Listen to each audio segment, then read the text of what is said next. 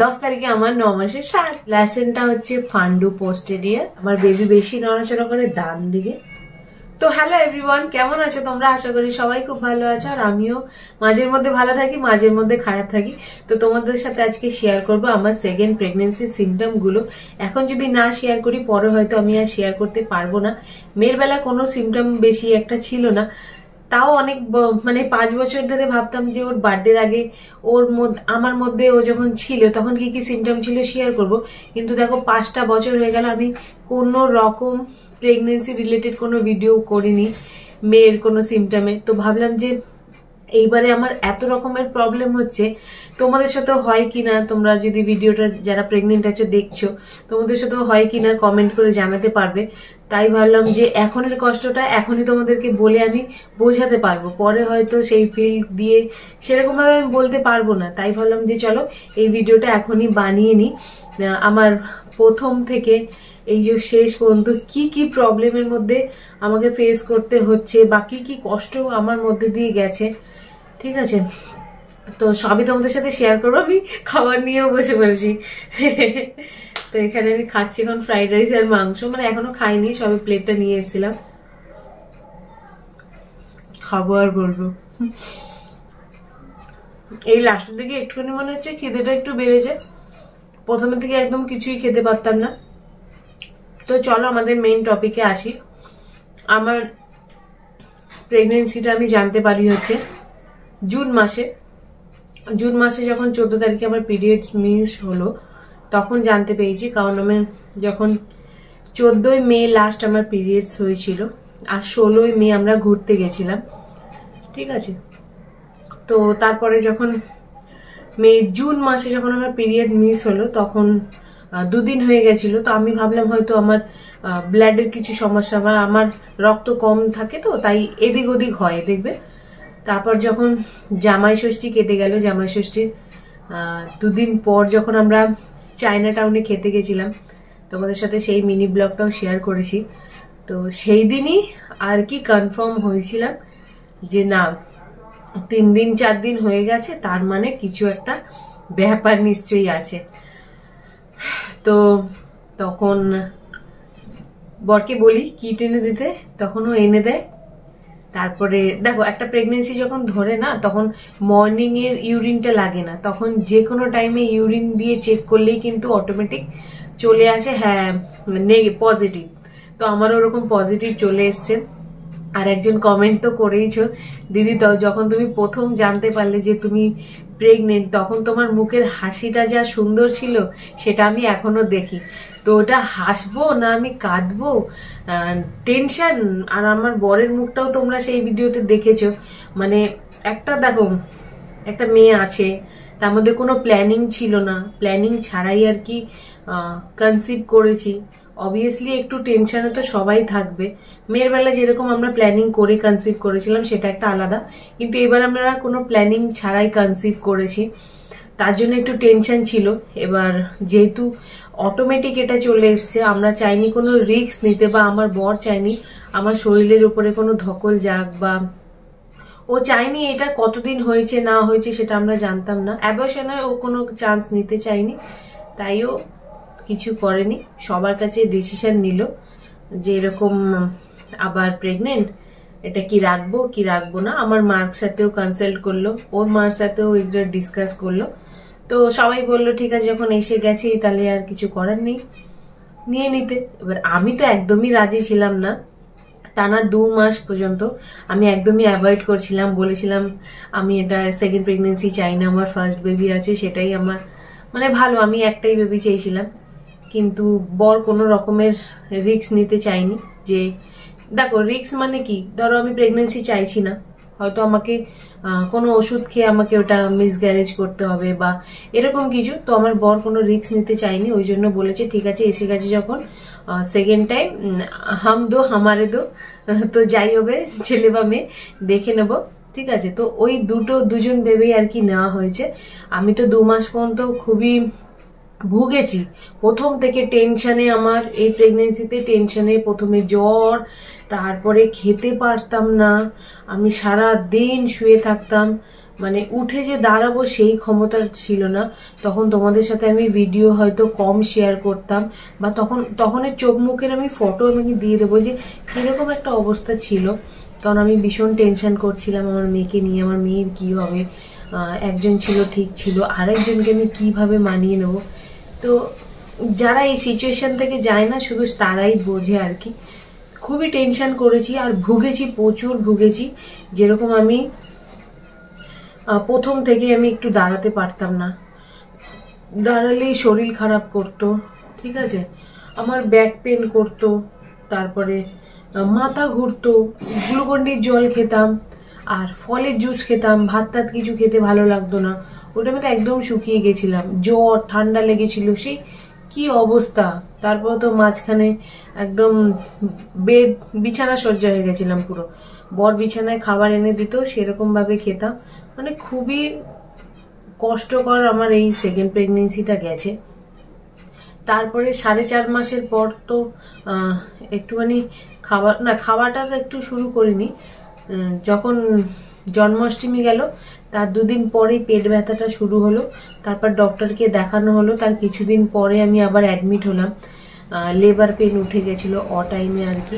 তো সেটা একটা ব্যাপার ছিল, হসপিটালে ভর্তি হতে হয়েছিল। এখানে ইঞ্জেকশন, কোমরে ইঞ্জেকশন, এমনি আমার ও নেগেটিভ ব্লাড গ্রুপ। একটা অ্যান্টিডিতে ইঞ্জেকশন দিয়েছি, তোমাদেরকে বলেছি। সেই ইঞ্জেকশনটার দাম একজন জিজ্ঞেস করেছে, ওটার দাম হচ্ছে 4000 টাকা, ঠিক আছে। অনেকগুলো ইঞ্জেকশন পড়েছে আর শরীর সব সময় উইক থাকতো। মানে ধরো মর্নিং সিকনেসটা হতো না, বাট শরীর এতটা উইক থাকতো যে আমি 2 মিনিট দাঁড়াতে পারতাম না। ও মাগো, ও বাবাকে এরকম করতাম, মানে আমাকে বসতে হবে, আমাকে শুতে হবে, এরকম একটা ব্যাপার। যে একটা প্রেগনেন্সিতে মানুষ হেঁটে চলে ঘুরে বেড়ায়, কাজ করে, কিছু পারতাম না আমি। আমার মেয়ের বেলা আমি 9 মাস পর্যন্ত পুজো দিয়েছি নিচে বসে। আর এইবার তো 4 বার, মানে 3.5-4 মাস থেকে আমি ঝোঁকা আমার পুরো বন্ধ। কারণ আমার বেবি একদম নিচের দিকে ছিল, তোমাদেরকে আগেও বলেছি, ঠিক আছে। ঝোঁকা একদম বন্ধ, বারণই করে দিয়েছিল। তারপরে 5.5 মাস থেকে একটুখানি খাওয়াটা স্টার্ট করি, কিন্তু শরীরের কন্ডিশনটা আমার ভীষণ খারাপ ছিল। শরীর ওরকম উইক, মাথা টাথা ঘুরতো, গ্লুকন্ডির জল খেতাম। মেয়ের বেলা দুধ খেতে ভালো লাগতো না, দুধ ফলের জুস টুস খেতাম খুব কম, জাঙ্ক ফুড বেশি খেতাম। এবারও জাঙ্ক ফুড খাই, বাইরের খাবার, কিন্তু অতটা বেশি না, ঘরেই খাবার খাই। তোমরা যেইটুকানি দেখো সেইটুকানি। আর মানে এবারে এতটা ভুগেছি না, তোমাদের কি বলবো।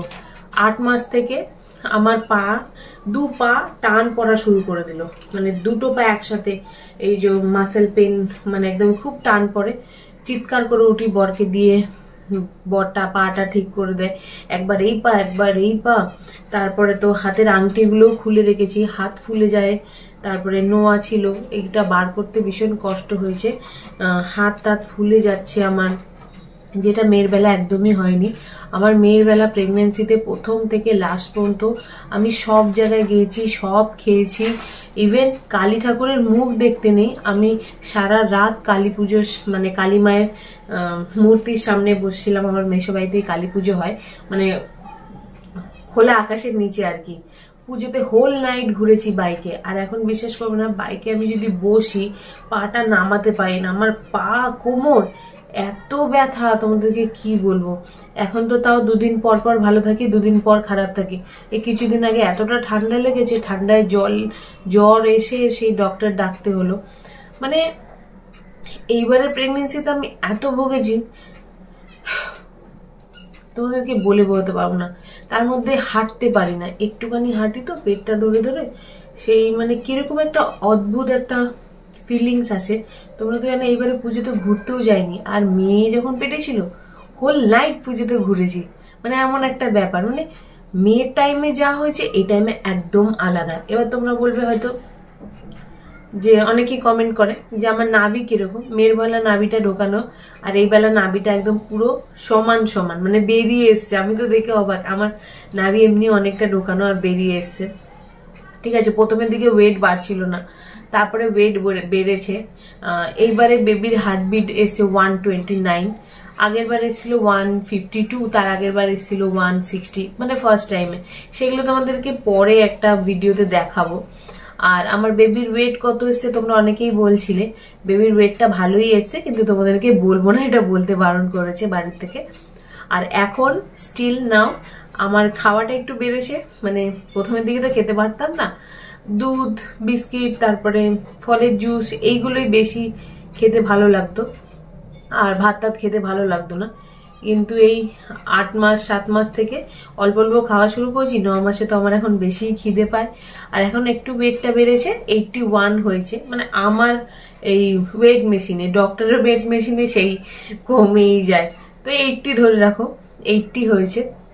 আর আমার ডেলিভারি তো তোমাদেরকে এখনো কি বলবো, মানে জানুয়ারির 21 তারিখে, তোমাদের বারবার বলেছি জানুয়ারি 21 তারিখে একটা আলট্রাসোনোগ্রাফি আছে, সেখানেই দেখা যাবে যে মানে ডক্টর জানাবে আর কি কবে আর কি ডেট দেবে।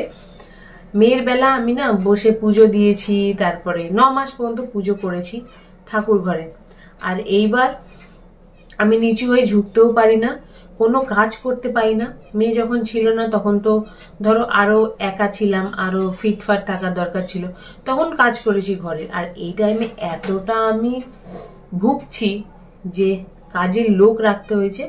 প্রথমবার আমাদের বাড়িতে কাজের লোক আর কি কাজ করে, জাস্ট আমার রুমটা, যেহেতু আমি এতটাই অসুস্থ কিচ্ছু করতে পারি না, আর কিছু বারণ, সব কিছু বারণ করে দিয়েছে ডক্টর, শুধু বেড রেস্ট দিয়েছে।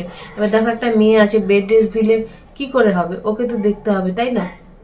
তো ঘরের যাবতীয় কাজের জন্য, মানে শুধু আমার রুমটা, যেরকম বিছানা চাদর পাতা এগুলো তো আমি এখন আর করতে পারবো না, তার জন্য একদম পুরো আমার যখন প্রেগনেন্সির 5 মাস তখন থেকেই লোক রাখা হয়েছে, যেটা মেয়ের বেলা একদমই ছিল না।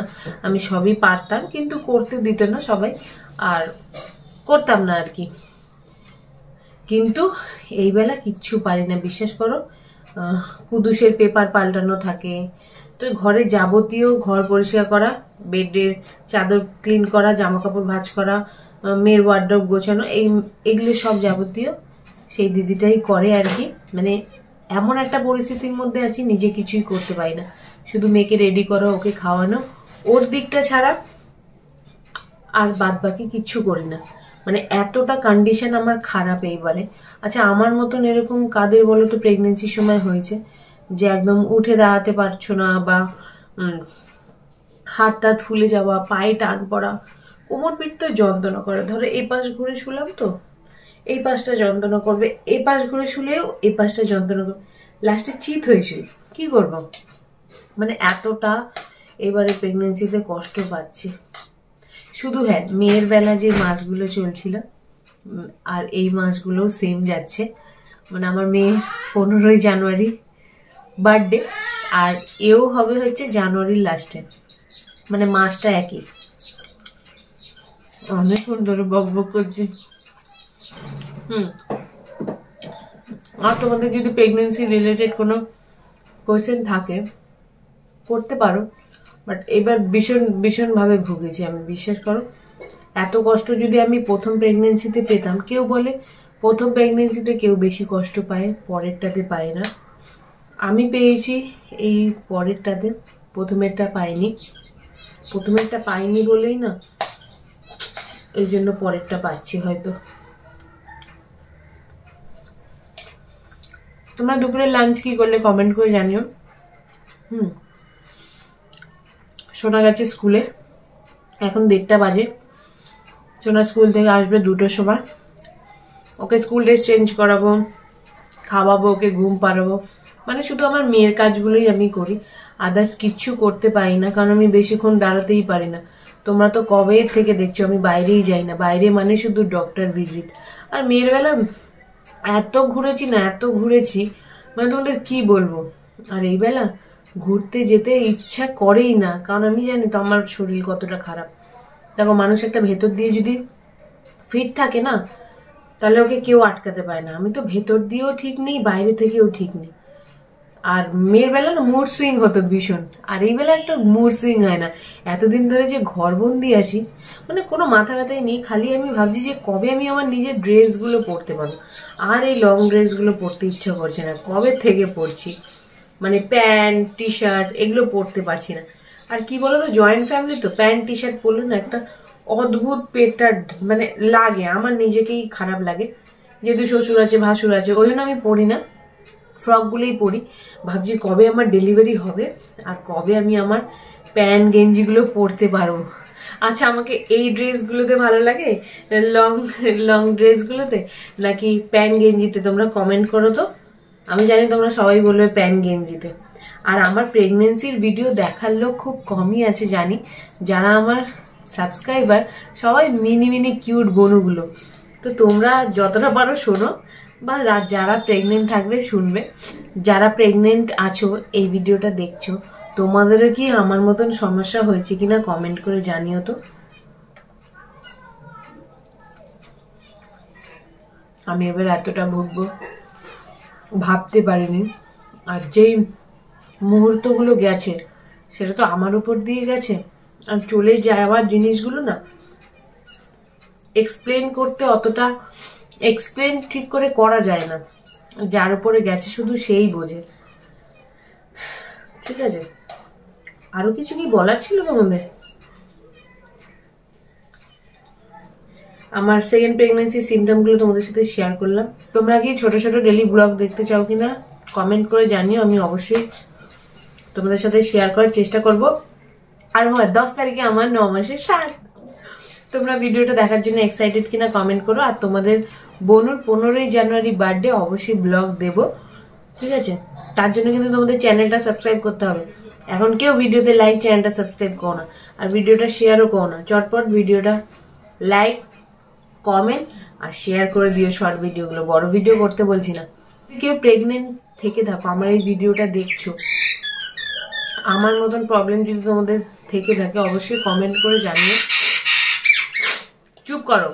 আর একজন বলেছে বেবি মুভমেন্ট কেমন করে। আমার বেবি মুভমেন্ট বেশ ভালোই করে, মাঝে মধ্যে করে আবার মাঝে মধ্যে করে না, ভালোই করে। আর আমার হচ্ছে প্ল্যাসেন্টা হচ্ছে ফান্ডু পোস্টেরিয়ার। আর আমার বেবি বেশি নড়াচড়া করে ডান দিকে। সবকিছু তোমাদের বলে দিলাম। আরো কিছু যদি তোমরা জানতে চাও, মেয়ের বেলা করতো বাঁ দিকে, এখন করে ডান দিকে। মেয়ের বেলা শুতে ইচ্ছা করতো আমার বাঁ দিক ঘুরে, এখন আমার শুতে ইচ্ছা করে ডান দিক ঘুরে। কিন্তু ডান দিক ঘুরে যখন শুই না, মনে হয় কি কিছু একটা চেপে যাচ্ছে। আবার বাঁ দিক ঘুরে নেই, কিন্তু বাঁ দিক ঘুরলে মুভমেন্টটা কম করে, ডান দিক ঘুরে শুলে মুভমেন্টটা বেশি করে। এই হচ্ছে ডিফারেন্ট। ঠিক আছে, মেয়ের বেলা আমি অনেক হ্যাপি ছিলাম, বাট এই বেলা একদম ঘরবন্দি জীবন হয়ে গেছে। কিন্তু তাও বেশি হেডেক, টেনশন বা ডিপ্রেশন বা মুড সুইং এবার হয় না, জানি না কেন। তো ঠিক আছে, চলো আজকের মতন ভিডিওটা এখানেই শেষ করছি। ভালো লাগলে লাইক করে দিও, চ্যানেলটা সাবস্ক্রাইব করে দিও। আর আমার মতন তোমাদেরও কি হয়েছে কিনা কমেন্ট করে জানিও। তো দেখা হবে নেক্সট ভিডিওতে। 10 তারিখে আমার 7। ঠিক আছে, তোমরা কেউ ভিডিওটা স্কিপ করো না। টাটা বাই, দেখা হবে নেক্সট ভিডিওতে। আর এই ভিডিওটা কেমন লাগলো কমেন্ট করো।